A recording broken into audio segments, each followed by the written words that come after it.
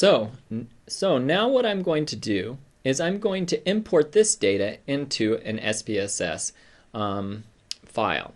So what I'm going to do is I'm going to take all of this data right here, Control Copy, bring it over here to SPSS. I want a new file, so I'm going to click New, Data. Okay, now I'm going to paste this data right here. Okay, I'm going to insert a variable right here, and what I'm going to do now, okay, is I'm going to take, you can kind of see we have IQ data for the non-stats class right here. I'm going to cut it, okay, and paste it down here. Okay, now for an independent sample t-test, you have to understand each row represents a participant, and each row, okay, you have these participants that were in the stats class, okay, and these participants were not, okay, are different participants. So I'm going to go 0, 0, 0, 0, 0, 0, 0, 0, etc., all the way down to 20. And all I'm labeling right now is I'm giving a number so I know who is in the stats class and who's not in the stats class. And here I'm going to go 1, 1, 1, 1. Now these numbers, it's not important which one's 1 and which one's 0, okay? But you just need to make sure to label them consistently, okay? I'm actually going to get rid of this variable because we don't really need it, okay? So now what I want to do is I'm going to click down on Variable View, okay, and I'm actually going to label these variables now, okay? So I'm going to say this is the condition, okay, and I'm going to say stats or no stats, okay? Now also an important thing that we can do is we can go in and let's see here, click values, okay, and what you can do is you can put a 0, okay, and kind of label it so it's understandable in your output, and you can put 0 is no stats. Oh, actually, I apologize, it's the stats class, okay, and add that, and 1 is going to be no stats, and then you add that. Okay, so what you've done is just label it so it helps you in your output, okay? And then right here, okay, variable 2, I'm going to label IQ. Okay, IQ is there. Now you go to data view and you can see the name is up here.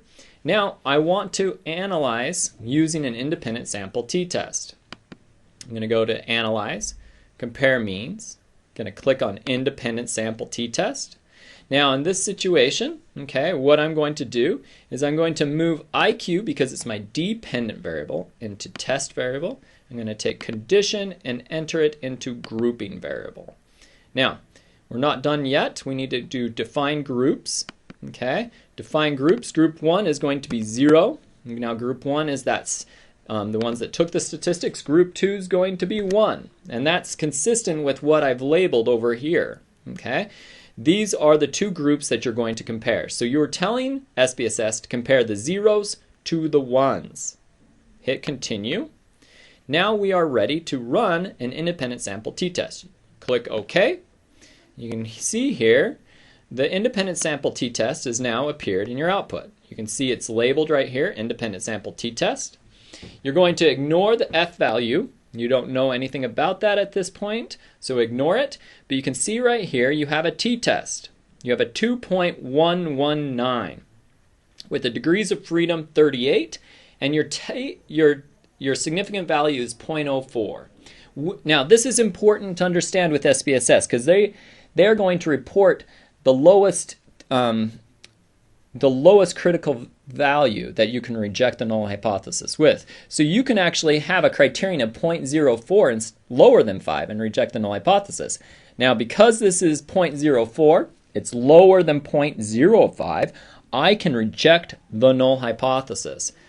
And so, okay, we are allowed to reject the null hypothesis stating that those in the stats class do have higher IQs than those not in the stats class. So now I'm going to go to the homework. I'm going to go down. We're going to answer the questions. Okay. We're going to ignore the hypothesis testing. You can do that on your own. We're going to look to see if there's any questions around here. And based off the data above, what is the probability the differences are due to chance? Okay. There is a low probability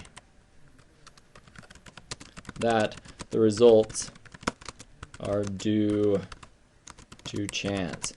And why do I know that? I know that because we rejected the null hypothesis. Okay? We reject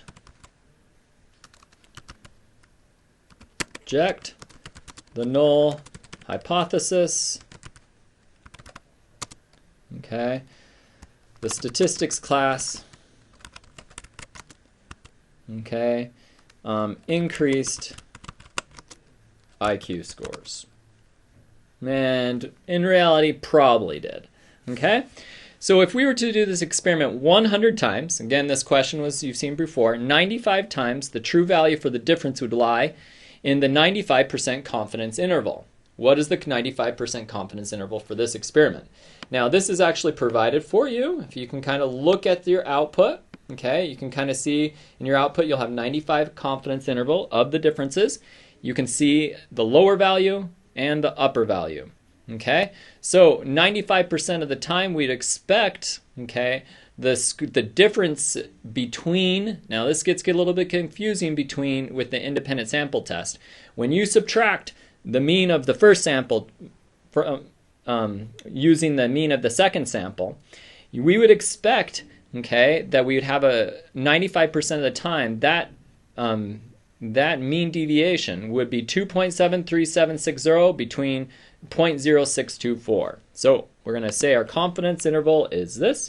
We're going to say negative 2.74 to 0.57. Now, we have now done the homework, and I hope that was helpful for you guys as you're attempting to learn how to do this. Signing off.